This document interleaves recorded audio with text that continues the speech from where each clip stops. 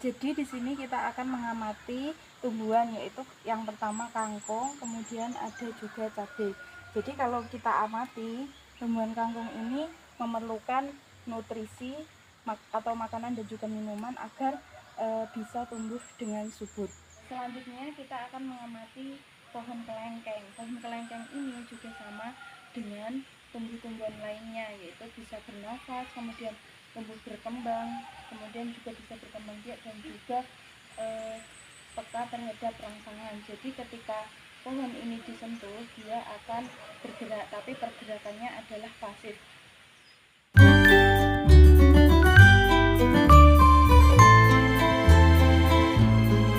Akan mengamati hewan, yaitu kambing. Jadi kambing ini seperti halnya makhluk hidup yang lain, yaitu bernafas, kemudian memerlukan makanan, kemudian juga tumbuh dan juga bergerak, kemudian juga dapat berkembang biak untuk melestarikan atau memperbanyak keturunan.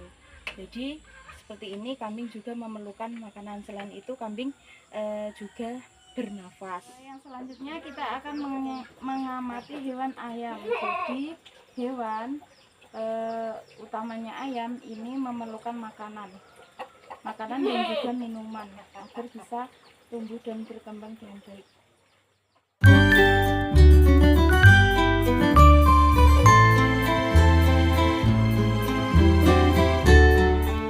Jadi dari hasil pengamatan yang kita lakukan terhadap ciri-ciri makhluk hidup, yaitu pada hewan dan juga tumbuhan, dapat disimpulkan bahwa semua makhluk hidup itu, baik hewan maupun tumbuhan, sama-sama memiliki ciri yang pertama, yaitu bernafas, kemudian tumbuh dan bergerak, kemudian berkembang biak, kemudian peka atau respon terhadap rangsang, kemudian juga membutuhkan makanan dan juga minuman. Nah, tetapi untuk dalam hal menerima rangsang itu, hewan pergerakannya ketika mendapat rangsangan itu dia pergerakannya lebih cepat dibandingkan tumbuhan. Jika tumbuhan itu pergerakannya pasif, bisa dikatakan pasif, karena tumbuhan bergerak pun hanya karena tertiup angin. Untuk alat pernapasan hewan itu tadi saya mengamati hewan kucing, kemudian kambing, kemudian ada burung, semut, dan juga ayam. Jadi hewan-hewan itu bernapas menggunakan paru-paru. Nah, untuk tumbuhan yang saya amati seperti kangkung, kemudian juga cabai, itu pernapasannya adalah melalui stomata.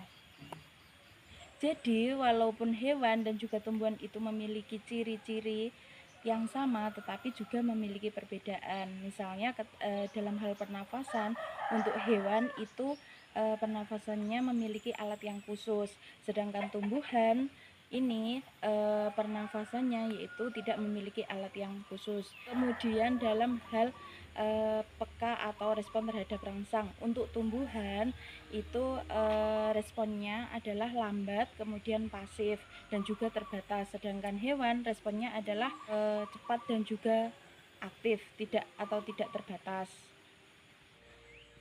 Kemudian dalam hal makanan, nah hewan itu makanannya adalah makhluk hidup lain atau bentuknya adalah padat dan juga cair, sedangkan tumbuhan makanannya berbentuk gas dan juga cair. Nah, untuk tumbuhan ini makanannya mengambil dari zat-zat yang ada di lingkungannya.